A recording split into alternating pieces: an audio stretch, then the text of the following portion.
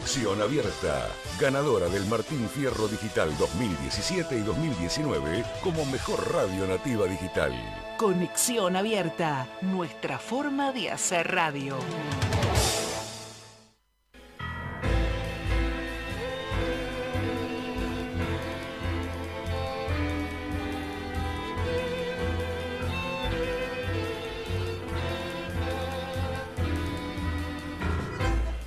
Aquí comienza A Vos Te Cuento Buenos Aires, en la magia de andar por tus calles, con tu gente, compartiendo notas, entrevistas, música y cuentos, con la conducción de Roque Vega.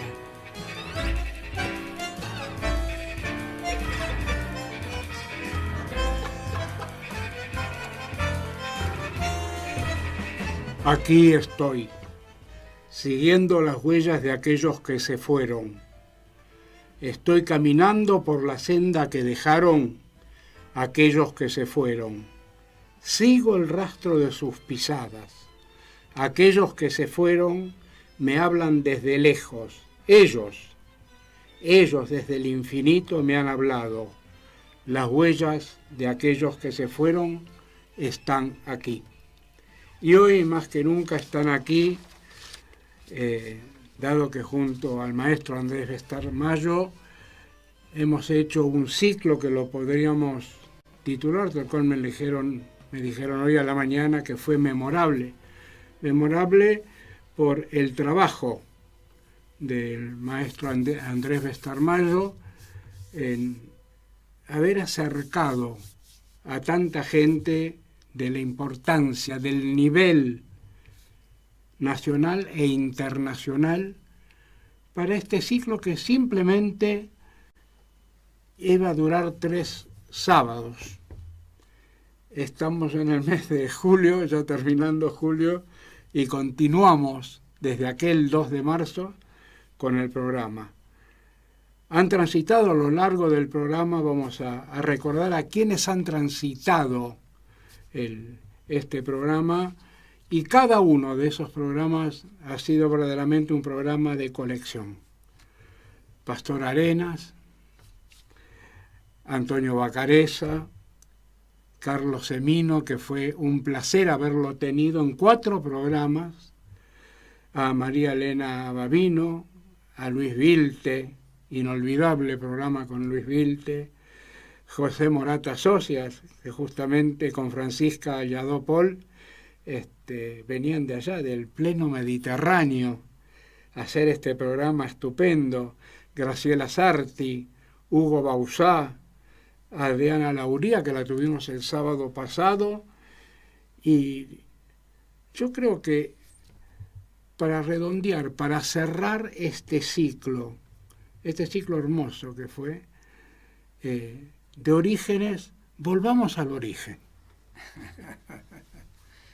Sí, la verdad que te tengo que agradecer porque, bueno, se fueron concadenando o encadenando un programa con otro, surgía la posibilidad sobre el tema que íbamos charlando, como si estuviéramos en un café, invitar amigos, a gente conocida, y otra que yo personalmente no conocía, pero me hacían saber otros amigos de ellos y los fuimos invitando. Y como decías vos, surgió en cierta medida este ciclo de orígenes de un nivel que supera lo que yo había calculado en un principio, porque mi idea era hablarte de una experiencia de vida en un proceso desde el punto de vista operativo, de trabajo de taller, de cómo surge eso que muchos llaman inspiración o el origen del proceso creativo. Y bueno, eso dio pie a distintas charlas que fuimos haciendo en los primeros programas. Se fueron sumando como pastor Arenas, que para mí fue muy importante porque en cierta medida, en base a lo que decía Graciela Sarti de los viajes, fue el que me da la posibilidad de hacer un viaje iniciático al Chaco paraguayo y desarrollar esto que muchas veces como argentinos queremos saber de qué se trata la Argentina, ¿no? o Sudamérica o América, ya con varias generaciones acá, y se nos hace tan difícil porque más que un proceso de descubrimiento, fue un proceso de encubrimiento, tapar y tapar y tapar, y nunca dejar ver en cierta medida lo que propone el programa, la luz que deja el otro, ¿no? En ese sentido me pareció fantástico tener esta posibilidad de gente que conoce el tema mucho más que uno, que ha investigado desde el punto de vista de distintas facetas o de distintos perfiles, como la etnobotánica, la antropología. Haber sido parte de esa América originaria que muchas veces la otra América o la otra Argentina tapa y no deja ver, como en el caso de todo el proceso meritorio que hizo Luis Viltes, su proceso de trabajo personal y que tanto yo admiré desde ese punto de vista, ¿no? De cómo un chico de allá de Jujuy se había hecho la mochila y se había venido para acá hasta ser profesor superior de una de las escuelas más importantes de Sudamérica, que fue la Escuela Superior Ernesto de la Cárcova, y en 2 disciplinas, en la pintura mural y en la escenografía. Así que en ese sentido fue muy interesante. Yo no tengo los recursos de investigación desde el punto de vista teórica, siempre fui un intuitivo y me interesó tener un respaldo desde el punto de vista de un fundamento de datos concretos de la historia argentina y de las artes plásticas argentinas, pero convocamos a grandes profesionales en esa área para que nos abran los ojos, para que nos muestren lo que habían investigado y el proceso desde el punto de vista admirable de investigación que se hizo. La última fue Adriana Lauría, que ella en cierta medida siguió la obra de Schirru, pero en los 80 había muy poco material investigado sobre el arte contemporáneo argentino. Ellas, como Graciela Sarte y Malena Babino, han hecho una incursión sobre el tema, han desarrollado, han motivado a que otros chicos investiguen sobre el tema y quedó un material extraordinario. Yo el sábado pasado le decía que no solamente habían hecho ese trabajo de investigación y de orientar a muchos jóvenes en ese camino, sino que habían articulado un lenguaje didáctico, sano, directo, para poder entrar a la historia sin tantas vueltas ni burocráticas ni barrocas, que muchas veces se quedaban en protocolos de hablar un alto castellano o un profundo castellano, pero no, cuando uno analizaba el texto había poco contenido. Traducímelo al porteño. Claro. Y te comento que cuando uno quiere dejar para esas generaciones futuras, ya que todo esto queda grabado. Queda grabado y queda en los internet. medios para siempre, queda para siempre en los medios, uno también terminó iluminado. Seguro. Porque uno terminaba, cuando tuvimos aquella famosa tarde de ese sábado inolvidable, con Guiraldes, un Guiraldes desconocido. Claro, con María Elena Babino. Bueno, un Guiraldes, y con Bacareza, un Bacareza desconocido, un Bartolomé Mitre desconocido. Te iba justamente a subrayar eso, ¿no? Tenerlo a Bacareza y que recite él en cierta medida su propia historia, ¿no? De citar de sus abuelos, sus bisabuelos, que vinieron cuando todo esto era campo. De citar a esos gringos que se acriollaron en cierta medida y tanto surgieron estos poemas y estas obras de teatro, tanto en el lunfardo en cierta medida porteño, o en toda esa mirada del gaucho, ¿no? Nativo. Bien profunda, claro. O sea, bien tomado en la tierra, ¿no? La otra mirada desde el punto de vista del puerto y de toda la investigación que hizo este querido amigo Carlos Semino. Carlos Semino fueron 4 programas que inolvidables. Que hizo en cierta medida un proceso histórico, yo creo, porque mismo va a servir para aquellos que investiguen el trabajo de él, porque han quedado 3 programas grabados específicamente de su propia memoria. El otro fue compartir el espacio con Bacareza, pero hay casi 3 horas grabadas de la memoria de este hombre que, además de tener una memoria extraordinaria, ha hecho todo un trabajo de ordenamiento de su propia investigación y de la Escuela de los Artistas de la Boca, que es extraordinario. Y por el otro lado, suponete, bueno, habíamos tocado la parte más relacionada con lo originario, visto desde la ciencia, como la etnobotánica a través de Pastor Arenas, que me da esta posibilidad de acompañarlo, investigadores del CONICET, como todo el trabajo de análisis chamánico de Ana María Llamazares en la pintura rupestre también. Y en esta contrapartida de estos genoveses del puerto, reivindicando como él quiere que se llame la Escuela de la Boca, Carlos Emmino, tuvimos el placer y la posibilidad que Malena Babino hiciera la conexión con su marido, Francisco Bauzá, y que nos hablara de ese pleno Mediterráneo, con todo lo que él sabe y ha estudiado de lo que era el mito, ¿no?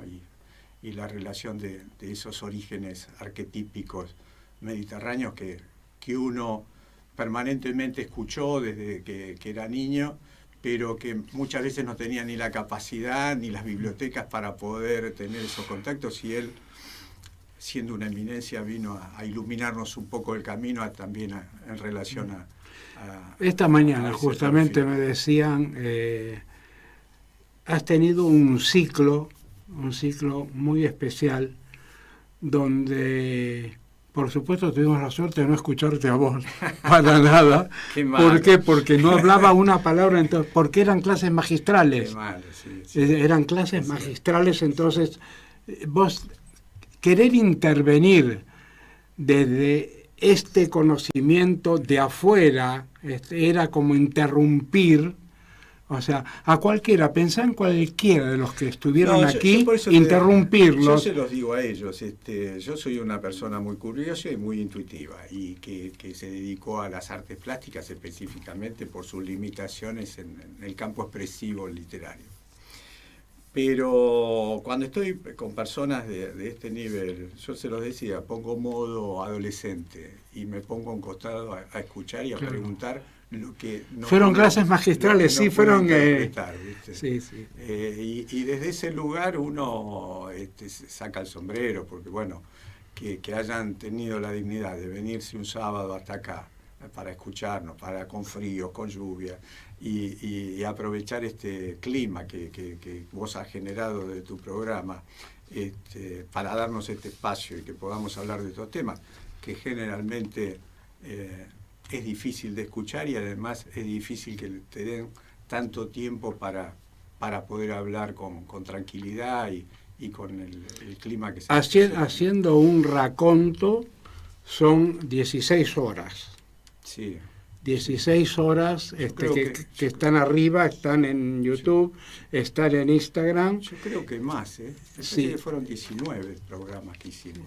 Sí, yo no lo tengo, porque hay algunos que hicieron 4 programas. Claro, por eso entonces yo los tengo acá y hicieron... Claro, bueno, suponete, superamos la docena de horas al aire. Sí.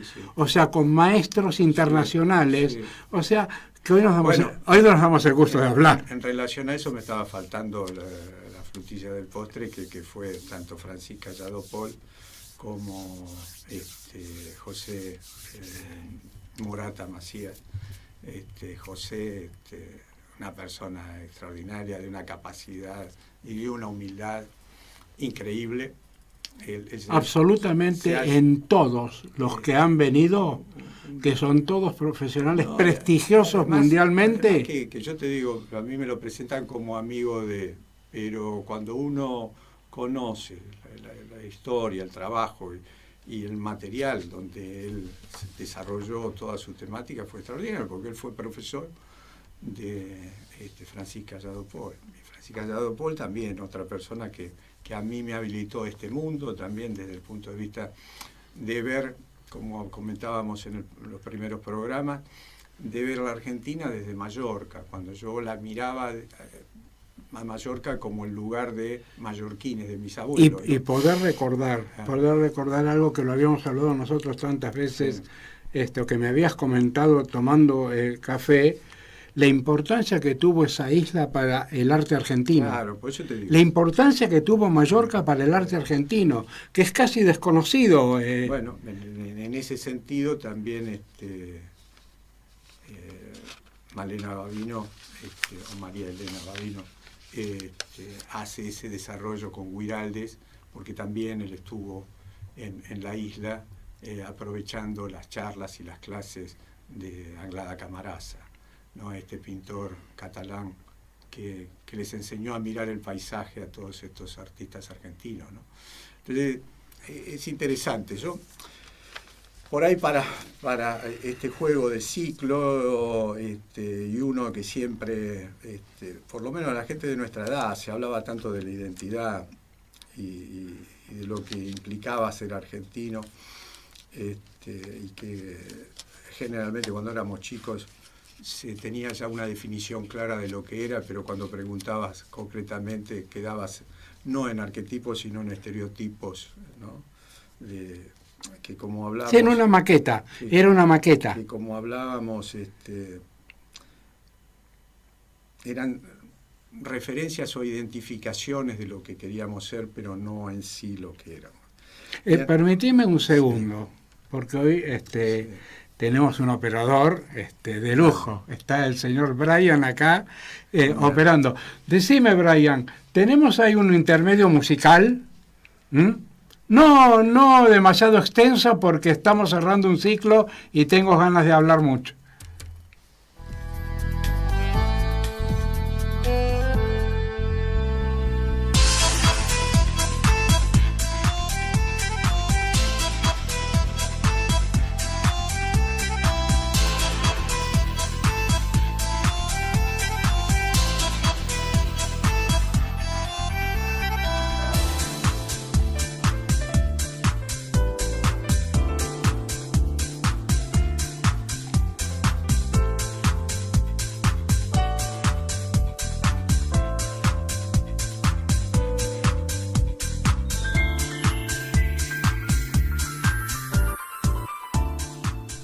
Y continúa, bueno, nos agarran acá, por supuesto, conversando. Es una emoción, es un cierre del cual, cuando lo comenzamos, cuando lo pensamos, no creíamos que íbamos a tomar esta dimensión. Una dimensión estupenda.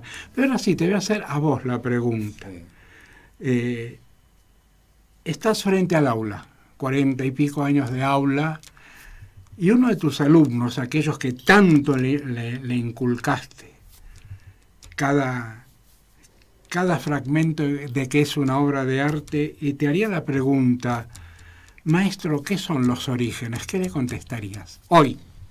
Bueno, en ese sentido, ves, como se estuvieron desarrollando durante todas estas horas, son tantos los orígenes y los perfiles que tiene nuestra sociedad, que en vez de elegir uno, el juego es trabajar sobre la diversidad.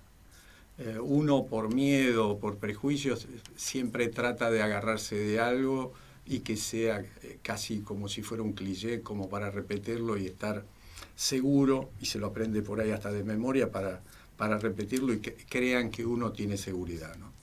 La seguridad estaría en más que mirar para afuera, mirar para adentro.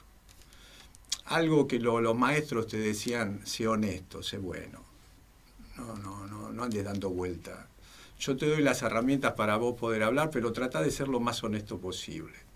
Y uno ante esa respuesta decía, no me quiere decir nada, no me quiere decir cómo poder hacerlo, ¿no? Entonces también ahí ves es importante el método. Y generalmente en los últimos años, desde una mirada materialista, desde una mirada con una referencia también ideológica, nos fuimos quedando afuera permanentemente, tratando de saber cuál era la ideología que yo tenía que tener o la referencia que yo tenía que responder ante eso, ¿no? Y en ese sentido nos fuimos perdiendo del lenguaje, que para mí es clave. O sea, yo muchas veces insistía en que teníamos que saber cuál era el origen de la Argentina, ¿no? Entonces, por eso recaíamos en las culturas originarias y como yo me sentía que tenía una responsabilidad como docente en las artes plásticas, creí que más que ponerme a llorar o a contar el apocalipsis de una cultura, debía desarrollar su potencial máximo, que era el lenguaje. Entonces dije, bueno, desde ese criterio vamos a tratar de partir de algo que en la Argentina es muy evidente. Tomé por cuestiones de familia, por cuestiones también serían ideológicas, Cerro Colorado, Córdoba, y un yacimiento de pinturas rupestres muy importante que tiene la Argentina, con más de 25.000 pinturas. Lugar donde está enterrado Atahualpa Yupanqui, o sea, tenía toda una cantidad de folclore y de referencias. El lugar es bellísimo, es un Edén, rodeado de ríos, de cerros,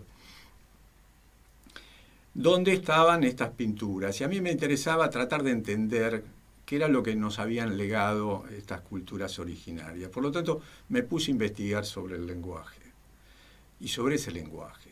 En principio casi como una actitud de copia, de representación casi descriptiva de lo que yo veía. Muchos criticaban ese proceso porque lo entendían como algo superficial que no tenía nada que ver conmigo. Pero me sirvió en cierta medida para replantearme desde ese mismo lugar esto que a mí me habían enseñado en la academia. Nosotros tuvimos una posibilidad bellísima, que hoy los chicos no la tienen, de tener un proceso que parece muy largo, que son 11 años de academia. Eran 4 años de la Belgrano, 3 años de la Pueyrredón y 4 años de la Escuela Superior. Y en esos 11 años, parece increíble, pero siempre te faltaba. Nunca podías cubrir todas las necesidades del conocimiento del oficio. Y cumplían 3 funciones, 3 niveles. Una de formación, o sea, te daban las herramientas. Otra de ponerlo a disposición de un lenguaje que habías elegido, o el grabado, o la pintura, o la escultura. Y la otra era lo que nosotros íbamos a hacer a Europa a principios de siglo, que era que te diera el cierre a alguien que estaba en el métier y que era un gran maestro.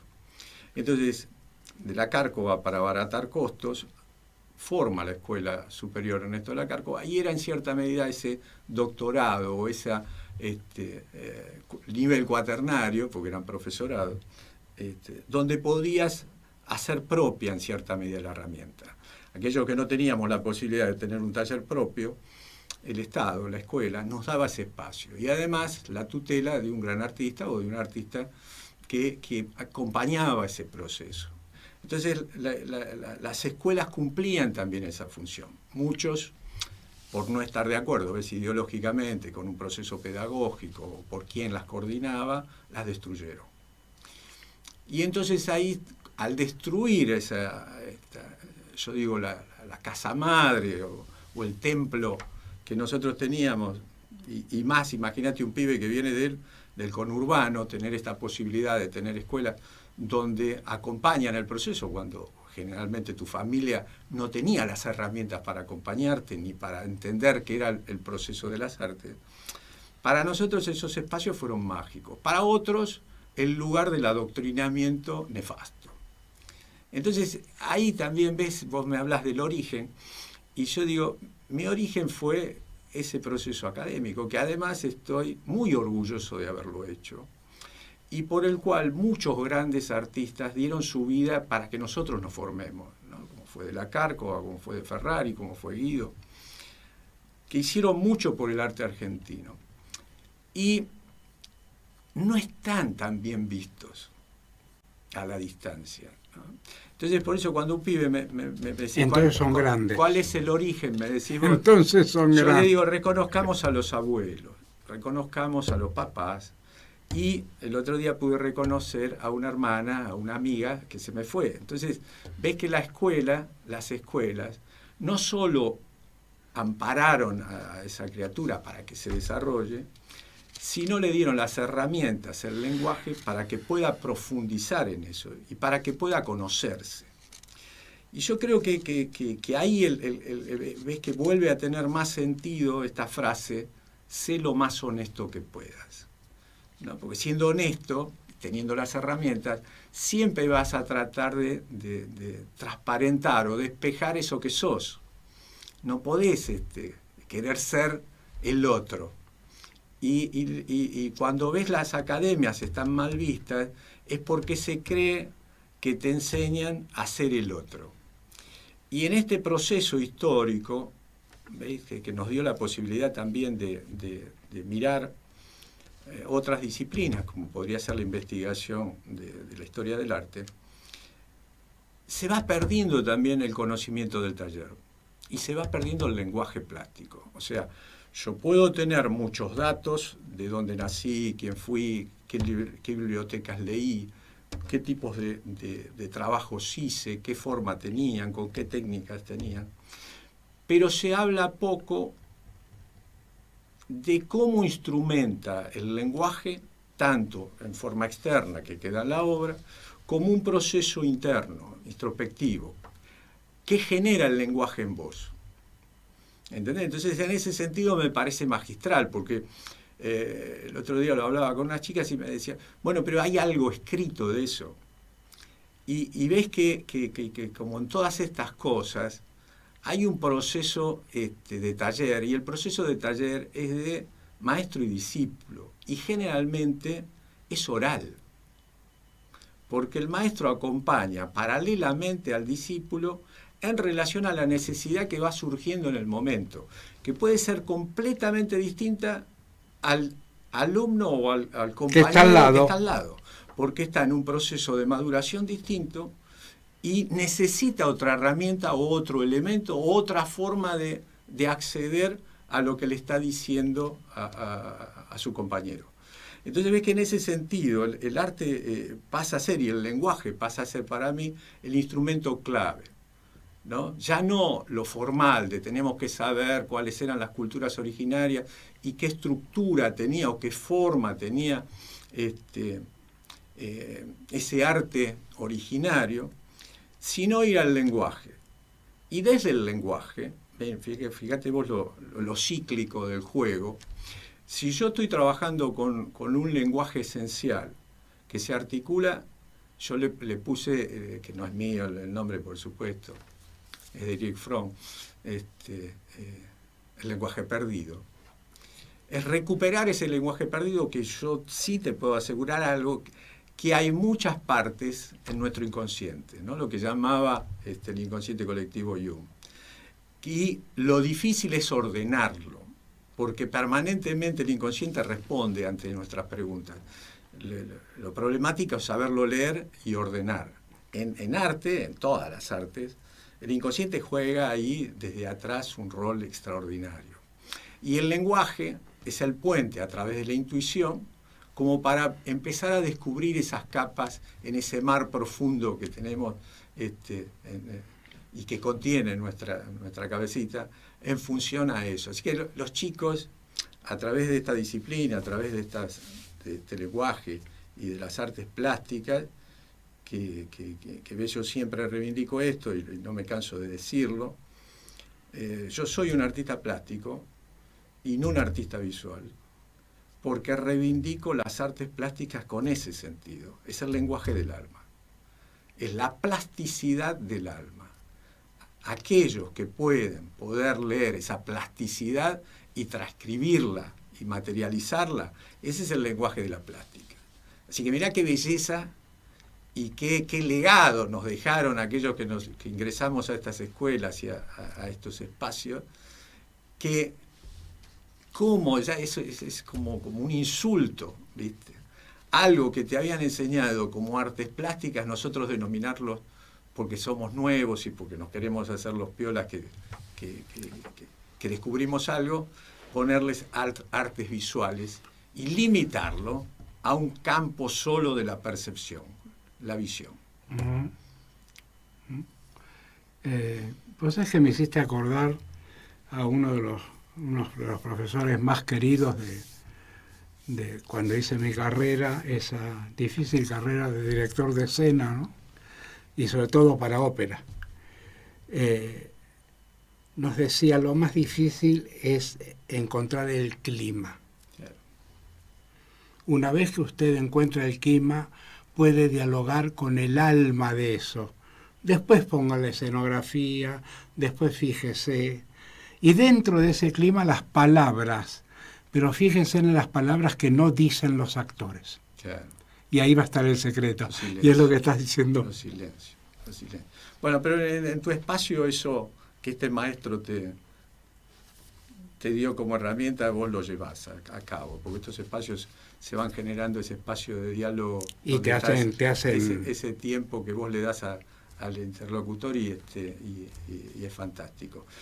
Pero por eso te decía, yo hoy más que nada me concentro no tanto en el resultado, sino en el proceso y específicamente en dar las herramientas, las que por lo menos a mí me enseñaron y pude desarrollar en estos 40 años, que es el lenguaje. El lenguaje plástico es inabarcable además, ¿no? Porque el arte es inabarcable. Tiene sus bemoles, pero como lenguaje, ¿viste? Tiene sus bemoles desde el punto de vista, fíjate vos la ignorancia a que hemos llegado, que se lo denomina como técnica, ¿no?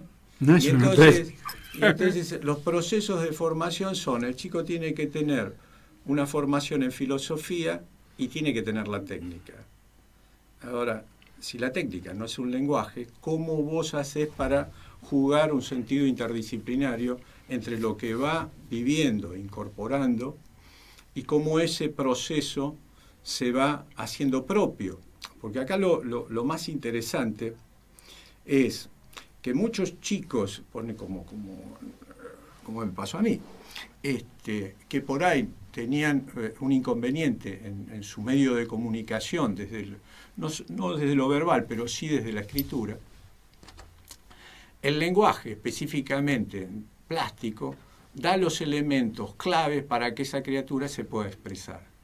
Y fíjate qué interesante, porque por ahí, hoy en día una maestra o una profesora que está trabajando en lo inicial tiene muchas más herramientas desde el punto de vista para poder leer el desarrollo desde el punto de vista de la evolución y de la maduración de ese niño que un chico de Bellas Artes, ¿no? Entonces, ese proceso que nosotros hacemos natural y que generalmente lo desarrollaron las artes contemporáneas, justamente por esto, de haberse perdido, de no saber dónde estaban, y este proceso racional y las guerras nos llevaron a crisis profundas. Por el otro lado, todo lo que había pasado en el siglo XIX, con todas las conquistas de África, de Asia, de América, y haberse incorporado a ese proyecto europeo culturas que nadie las podía descifrar, ni nadie sabía desde dónde hablaban y cómo hablaban. Esto, ves, el arte contemporáneo lo toma como una referencia de poder hacer ese puente al lenguaje más arcaico y tratar de entender ese lenguaje que yo hablo de ese lenguaje perdido. En cierta medida, las artes contemporáneas lo que hacen, hoy en día ves hay unas crisis desde el punto de vista ideológico, porque casi todo el arte contemporáneo se está preguntando, en algunos casos en los estados de ánimo, en otros casos los planteos inconscientes, en otros casos la búsqueda de estos arquetipos. Por el otro lado, la pureza y la ingenuidad, de cómo podemos recuperar la ingenuidad y la pureza que habíamos perdido. Entonces ves que el arte arcaico empieza a tener un valor que ya los clásicos no tenían. Y que muchas veces cuando lo sacás de contexto no se entiende por qué fuiste a buscar eso.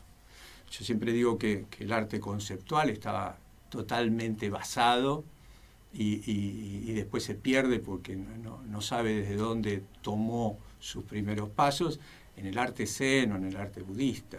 ¿Entendés? O sea, tratar por analogías muy simples en la naturaleza de mostrar un proceso introspectivo profundo de una metafísica del universo. Entonces, en lo mínimo yo puedo mostrar lo macro, ¿no? En lo micro, lo macro. Entonces, si vos analizás o lees algo de todo lo que es la filosofía zen está basada en eso. Después, que yo te junte 3 o 4 cacharros y que te haga tratar de entender, después que te leíste un manifiesto de lo que yo quise decir, ¿ves? Hay una distancia enorme. Pero el proceso desde el punto de vista de volviendo al origen de lo arcaico, estaban estos artistas tratando de buscar eso, tanto Picasso como Matisse, hasta mismo Monet a través de la luz, con esto que yo explicaba en otros programas de la búsqueda de tratar de captar la luz en la naturaleza y tratar de transcribir esa vibración, que lo hacía Monet, el trabajo que después hace Pollock y los expresionistas abstractos con toda la lectura del ritual de vertir la sangre de un animal en la arena con el chorreado de la pintura de Pollock, ¿no? Entonces, esas cosas, ¿ves? Hoy es interesante porque todo ese perfil, si yo lo hiciera leer desde una mirada intelectual y además ideológica,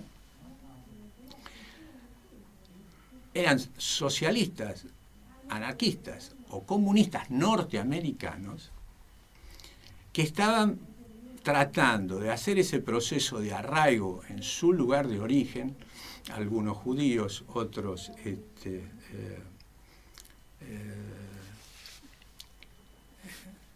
desde el punto de vista todos de origen europeo,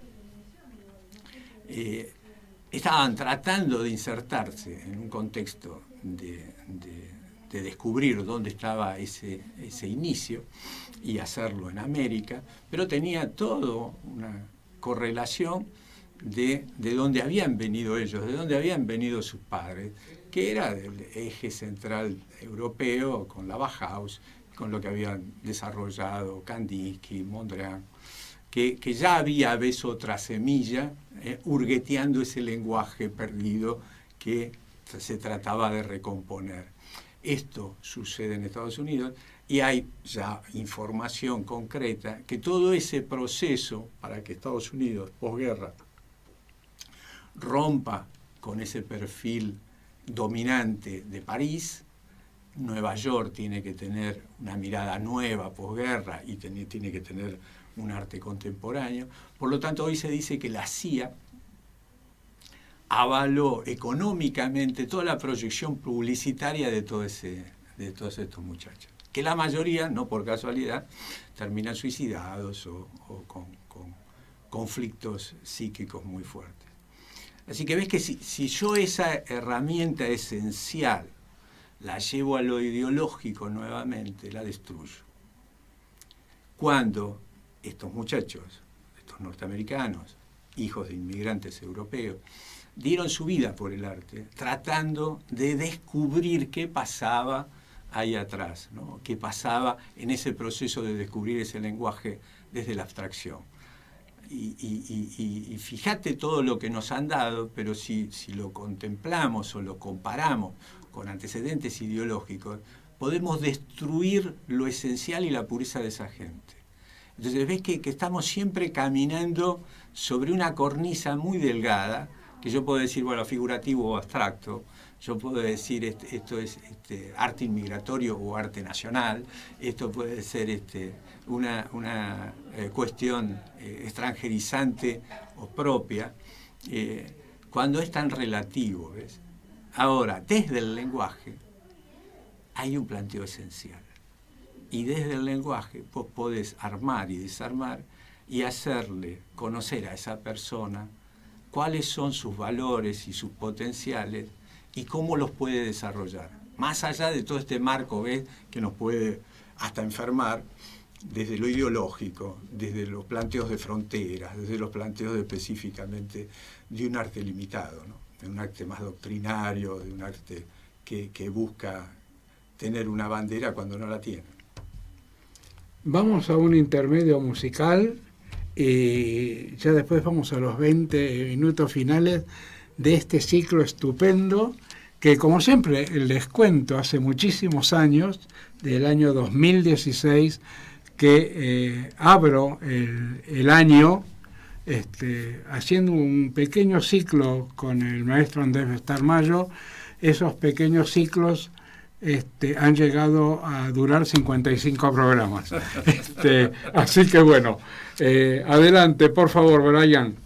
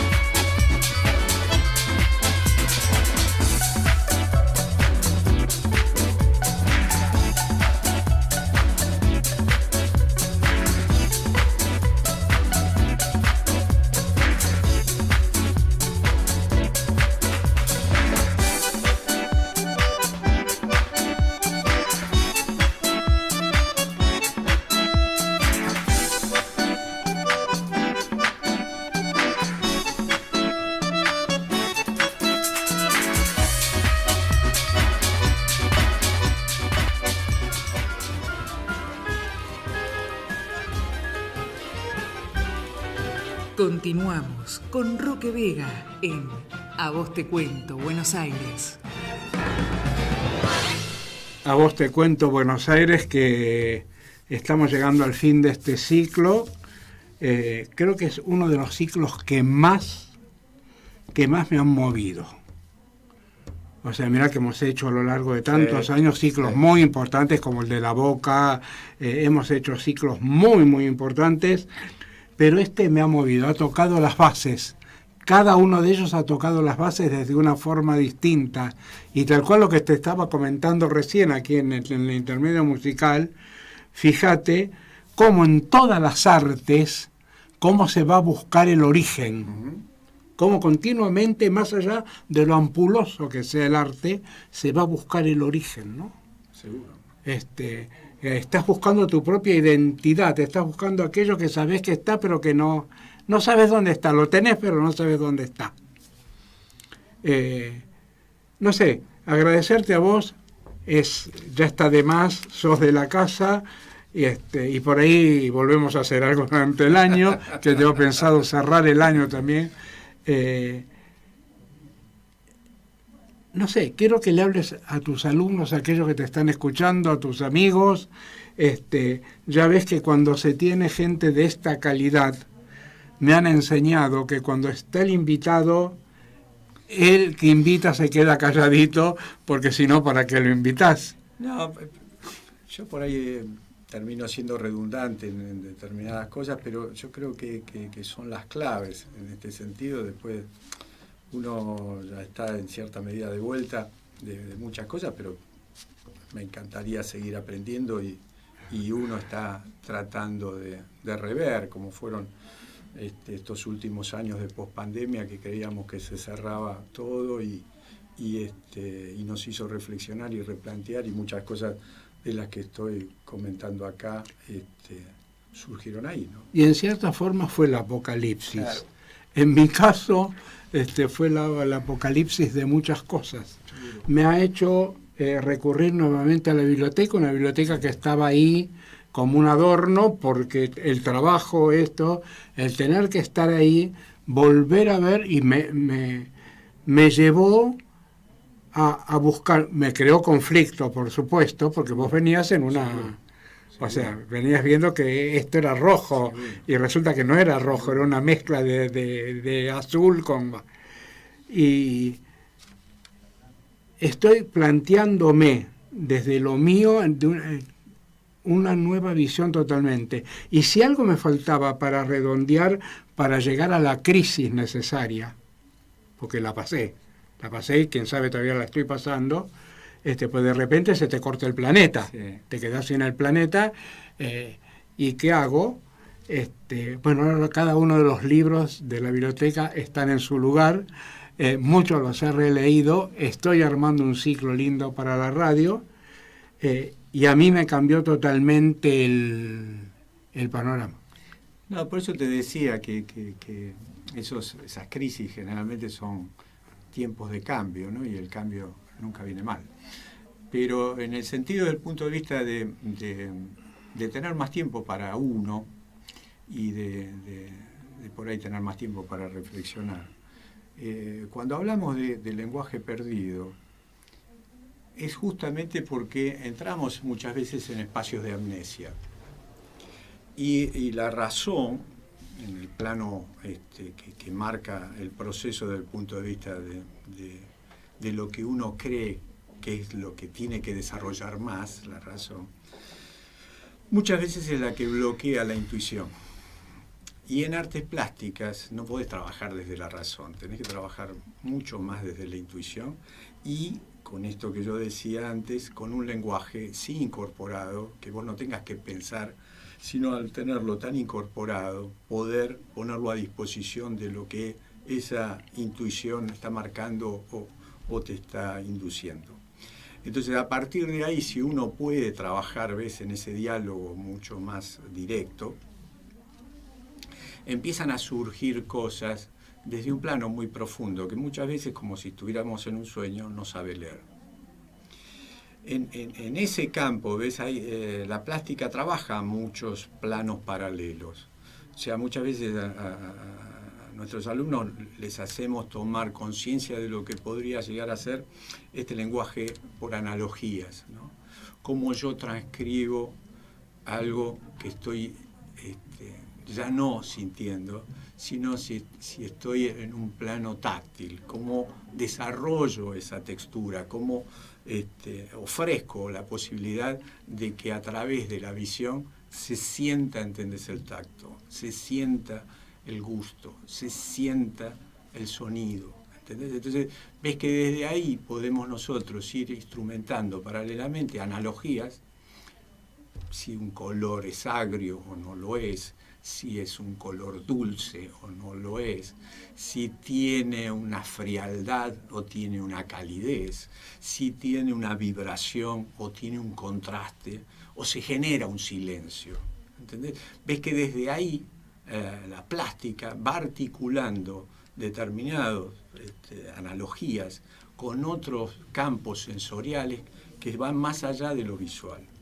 Y cuando uno tendría dominado eso, que no es fácil, empezar a articular esos procesos análogos como lo hace un poeta con la palabra, nosotros lo necesitamos a través del lenguaje plástico. En función de esa posibilidad de analogía, uno podría instrumentar sentimientos o podría tratar de transcribir estados de ánimo. Ahora, ves que ya no es tan fácil que yo te diga a través de una imagen cuál es el sentimiento que yo estoy cargando o que quiero darle a ese personaje. No si está llorando o no está llorando y hacerle las lágrimas como hacíamos con los payasos, sino cómo a través del trazo, de la materia, de una carga de contrastes, vos vas generando un estado de ánimo. Entonces ves como ahí el lenguaje va empezando a tener ya no solamente un parámetro del parecido formal o del visual, sino vos vas dándole otras alternativas donde se van articulando. Cuando vamos a lo arcaico, que es lo mágico, vos trabajás con arquetipos, que son articulaciones simbólicas esenciales de la humanidad. Entonces, que son comunes a todas las culturas. Entonces, cuando vos podés profundizar y llegar a ese plano del inconsciente y empezar a trabajar con esos arquetipos, ves que esa posibilidad te daría tener un lenguaje universal, porque esos arquetipos son comunes a toda la humanidad. Entonces, mirá el lenguaje que estamos desaprovechando, que lo tenemos ahí todavía vivo, y yo que siempre embromaba que no perdamos los lenguajes originarios, no perdamos el mapuche, el wichí, el toba, no perdamos el guaraní, no perdamos nuestros lenguajes. El que me habían enseñado estos maestros, el que trajimos de Europa, nosotros lo estamos desarticulando por no conocerlo, evidentemente, porque cuando la teoría empieza a generar que una instalación puede llegar a tener, ¿ves?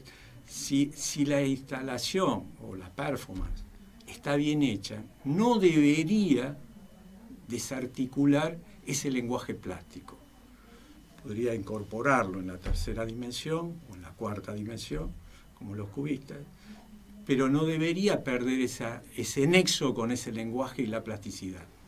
Y fíjate la esencia que nosotros estaríamos trabajando, porque bueno, hoy lo podemos llamar inconsciente, subconsciente, pero aquellos en años 1800, en la época romántica, después en el simbolismo, después en el modernismo, hablaban del alma, sin prejuicios.